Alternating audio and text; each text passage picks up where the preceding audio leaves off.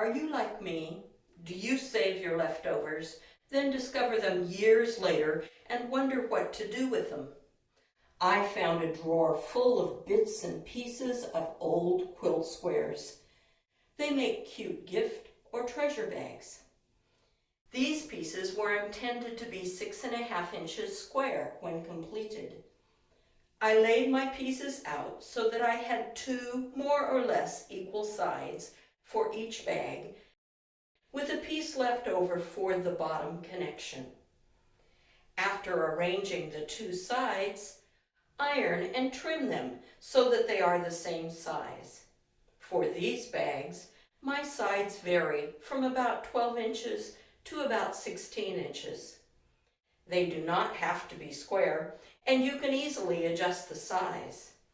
The size of the bottom or connecting piece will depend on the width of your side pieces.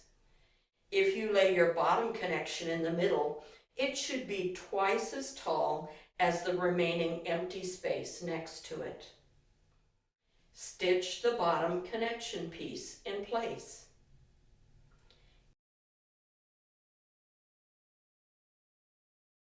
Cut 2 pieces of fabric that are 4 to 5 inches tall and as wide as your sides. The drawstring area will work better if this fabric is not pieced. This top piece is a nice contrast to the rest of the bag. It will show on the outside of the bag. Sew this top piece in place. Iron the seam toward the solid top and then top stitch. Trim the bottom of each side of the larger pieces to match the seams on the bottom connection.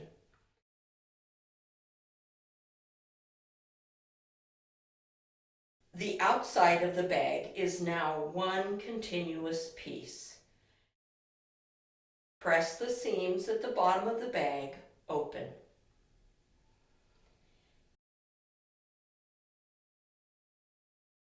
Pin this large continuous piece right side down to the lining material. You can use pieced lining, but avoid having any seams in either the top drawstring area or the bottom connection area. That way your drawstring will move more freely and your bag will sit well. Cut the lining to the same size as the outside piece. Before you take the pins out, sew across both tops of the bag. Leave a gap in one top for turning the bag. Take the pins out and iron these top seams of the bag open.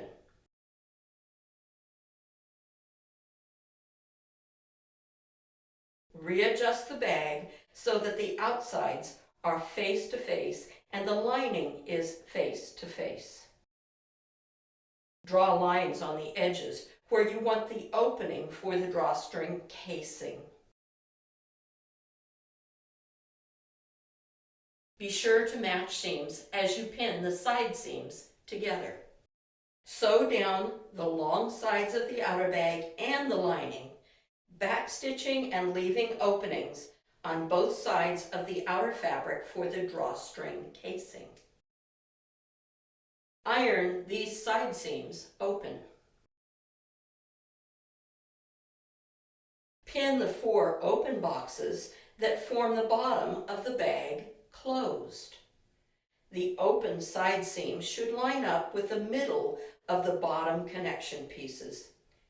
If they don't quite match up, well, just fold them as you would any box corner and sew across the openings.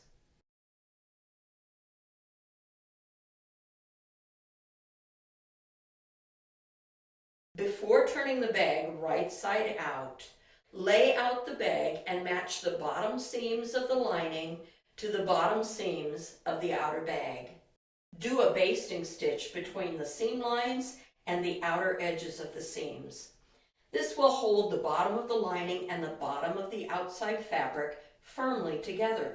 It is a nice finishing touch. I use a basting stitch or a really long stitch because it's solid enough to hold and yet big enough to easily remove in case I get the wrong seams lined up.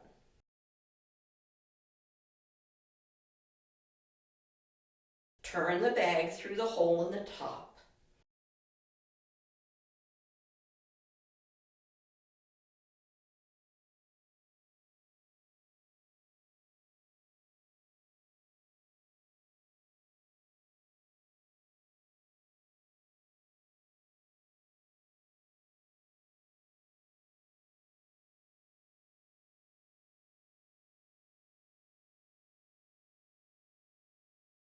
Press the top edge and then top stitch around it.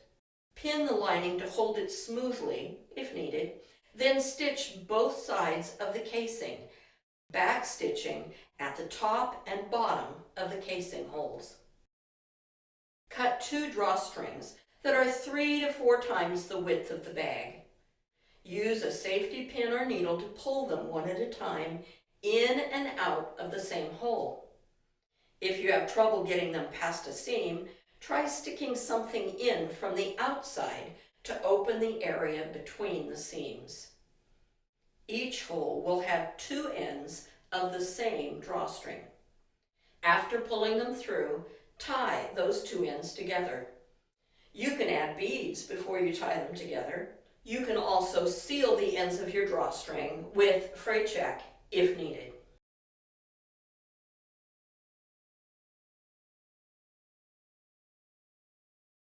This is a great way to use leftover quilt squares.